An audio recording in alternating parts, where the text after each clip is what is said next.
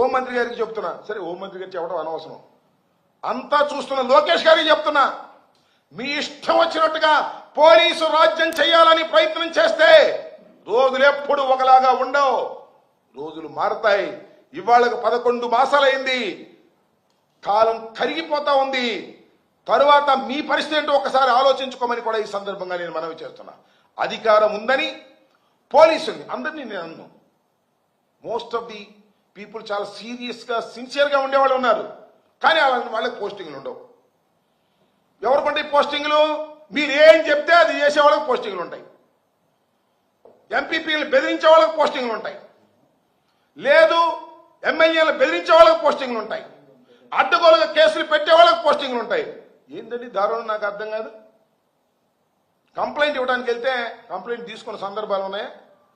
Complaint ఇవ్వడానికి వెళ్ళి కేసులు పెట్టారు ఈ 11 మాసాల్లో. ఉదాహరణ నేను ఇచ్చా 5 కంప్లైంట్లు, ఒక్క రిజిస్టర్ చేయలే.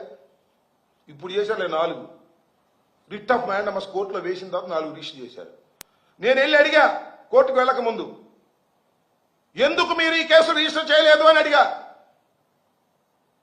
బిఎల్ చదువుకున్న వ్యక్తిని, ప్రాక్టీస్ చేయకపోవచ్చు, మాజీ మంత్రిని, 2 పర్యాయాల శాసనసభ్యుడిగా ఉన్నటువంటి వ్యక్తిని పోలీస్ స్టేషన్ ముందుకు వెళ్ళి నేను ఇచ్చిన కంప్లైంట్ ని ఎందుకు మీరు రిజిస్టర్ చేయలేదని అడిగితే నా మీద కేసు పెట్టారు. ఏం చెప్పాలి ఇంకా? ఇది ఏ రాజ్యం? ఇది పోలీసు రాజ్యం కదా? పోలీసులు తప్పు చేయటం లేదా? పోలీసులు ధర్మంగా వ్యవహరిస్తున్నారా? పోలీసులు చంద్రబాబు చెప్పినట్టు లోకేష్ చెప్పినట్టు చేస్తున్నారా లేదా? అక్కడ దాకా ఎందుకండి? డీజీపీ గారిని పర్మిషన్ అడిగా, మేము వస్తామని కలుస్తామని అని వంశీని అరెస్ట్ చేసినప్పుడు 15 నిమిషాల్లో రమ్మన్నారు, వెళ్ళాం, మా ముందు వెళ్ళిపోయాడు.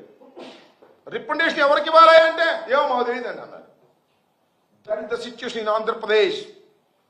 పోలీసు వ్యవహరిస్తున్న తీరది. ఇలా వ్యవహరిస్తున్నటువంటి పోలీసుల మీద ఖచ్చితంగా కఠిన చర్యలు తీసుకుంటాం, దానిలో సందేహం లేదు. బట్టలు ఊడదీసి నిలబెడతాం మాకు అధికారం వచ్చిన రోజున, దానిలో ఏం సందేహం లేదే. లా అండ్ ఆర్డర్ని కాపాడవలసినటువంటి పోలీసు వ్యవస్థ లా అండ్ ఆర్డర్ని కాపాడుకోకుండా ఎవరి మోచేతి నీళ్ళలో తాగేటటువంటి పరిస్థితికి ఒక సెక్షన్ ఆఫ్ పోలీస్ యంత్రాంగం వచ్చినప్పుడు ఆ పోలీస్ యంత్రాంగాన్ని మర్చిపోతామా చెప్పండి అని అడుగుతా ఉన్నా. ధర్మంగా